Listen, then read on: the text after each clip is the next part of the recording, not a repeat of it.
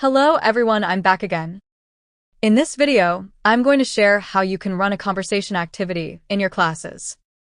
First, it's important to design the conversation based on your students' needs. This means you should decide whether the conversation will focus on a specific grammar point, vocabulary, phrasal verbs, idioms, or another language feature. Once you've created a conversation that matches your students' needs, the next step is to implement it in the classroom.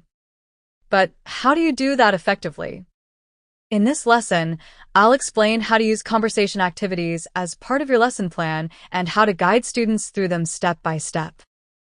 Imagine that I have written a conversation based on my students' needs. First, I should read it aloud with good intonation, pronunciation, and expressions so my students can understand what's happening. Then, if they have any questions about specific words, their meanings, grammar points, or anything else, they're free to ask me. Then, for example, if there is a present perfect sentence in the conversation, I ask my students, why do we use the present perfect here? They should explain the reason. And this helps simplify the conversation. I also ask them different questions about similar grammar points to deepen their understanding. After that, students should read the conversation in pairs, focusing on good pronunciation, intonation, and expression. Then I ask them to switch roles so they can practice both parts of the dialogue. After finishing the read aloud, I focus on keywords. I write down keywords from each sentence in the dialogue. For example, if the sentence is, I have been to Washington, D.C. since I left the White House, I might write, leave since White House. For each sentence, I select keywords that represent the main idea. If students forget what to say, they can look at the keywords to help them remember the key points of the conversation. Then I ask my students to step forward and act out the conversation without looking at the paper. They should use the keywords to form sentences and make the conversation feel natural. Here, I focus a lot on intonation, pronunciation, and expression. These are very important. Of course, I also pay attention to the grammar point. We practice this way with all the students to ensure they gain confidence and fluency. In this way, students can improve their fluency, accuracy, expression, intonation, and overall communication skills. This is one of the best ways to run your classes effectively. Now, I want to show you a conversation along with the keywords that match it. For example, let's take a look at this conversation between Phoebe and Rachel. Rachel forgot to invite Phoebe to her Thanksgiving dinner, and now Phoebe is really angry. In this conversation, I'll focus on intonation, the feelings involved, and the use of the present perfect, past modals, and simple past. The grammar points include the present perfect, past modals, and the simple past. We'll also emphasize the feelings of frustration and apology expressed in the conversation. Step 1. As I mentioned, I start by reading the entire conversation to my students with the right feeling and expression. For example, when Phoebe says, Rachel, I can't believe you forgot to invite me to your Thanksgiving dinner, I emphasize the word forgot to show Phoebe's frustration.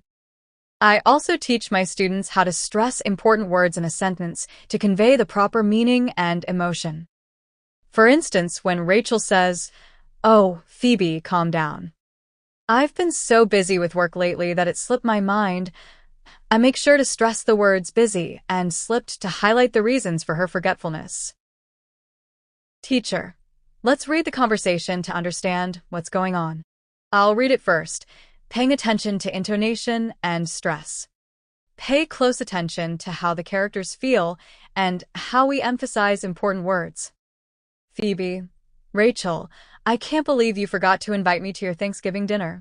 Rachel, oh, Phoebe, calm down. I've been so busy with work lately that it slipped my mind. Phoebe, slipped your mind? We've been friends for years. How could you forget? You should have remembered. Rachel, look, I've hosted Thanksgiving dinners before. Last year, I cooked for 12 people, and it was a disaster. Phoebe, well, if you had planned properly, it wouldn't have been a disaster. It's all your fault. You could have asked for help. Rachel, Phoebe, you're acting like I intentionally left you out. It was an oversight and I apologize. But don't act like you've never forgotten anything. You must have forgotten something important at some point. Phoebe: well, I haven't forgotten a major holiday. And don't try to guilt trip me. You know what? Maybe I'll host my own Thanksgiving dinner and not invite you. Rachel: fine, go ahead. But remember, we've shared countless memories, both good and bad. Our friendship is more important than a single dinner. Phoebe: we'll see about that, Rachel. Maybe it's time for a break from our friendship. Rachel: Phoebe, let's not say things we'll regret. I promise I'll make it up to you somehow. Step 2. After reading the conversation, I ask my students questions to help them understand the grammar points used in the conversation. For example, I might ask, why do we use the present perfect in this sentence? I've been so busy with work lately. Students might answer correctly, or they might need some help. If they answer incorrectly, I guide them through the meaning and the context of the present perfect tense. I explain that it's used to talk about actions that started in the past but still affect the present. In this case, Rachel's busy work schedule started in the past and continues to affect her now. Then I might ask a second question, like, why do we use the past modal should have in the sentence, you should have remembered? Again, students might get it right, or I might help them understand that we use past modals to talk about regrets or actions that didn't happen as expected in the past. In this case, Phoebe is expressing regret that Rachel didn't remember. Step 3. After discussing the grammar, I pair up my students and have them read the conversation aloud with the correct intonation, pronunciation, and feeling. If a student struggles with pronunciation, intonation, or expressing emotion, I stop them immediately and ask them to repeat the sentence until they say it correctly. I encourage them to stress important words and match their tone to the situation in the conversation. For example, if a student says, I can't believe you forgot to invite me to your Thanksgiving dinner in a flat tone, I stop them and say, try again, but this time, sound surprised and upset. If they mispronounce a word, I model the correct pronunciation and ask them to repeat it until they get it right. This way, they practice fluency, accuracy, and emotional expression, making their spoken English more natural and engaging. Step 4.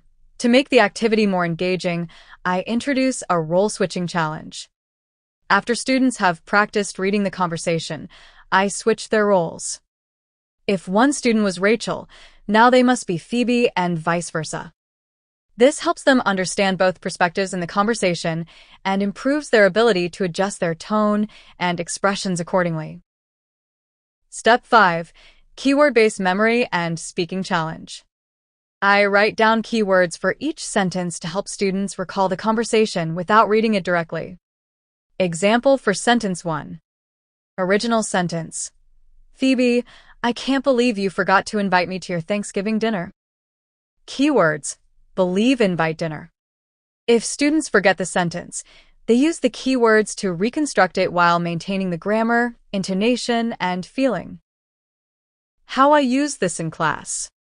1. I give students a list of only keywords instead of the full script. 2. They practice saying the sentence, using the correct grammar and emotion. 3. If a student makes a mistake, I guide them to correct it. 4. Students act out the scene naturally, using gestures and expression. So, that's all for today. I hope you found this lesson helpful. I've been teaching English for many years, and I've practiced this method extensively. Over time, I've seen great results in my students' accuracy, fluency, intonation, and pronunciation. If you enjoyed this video, don't forget to like and subscribe. Also, if you have any specific lesson plans or topics you'd like me to cover, feel free to leave a comment. I'd be happy to create something for you. Take care, and see you next time. Bye.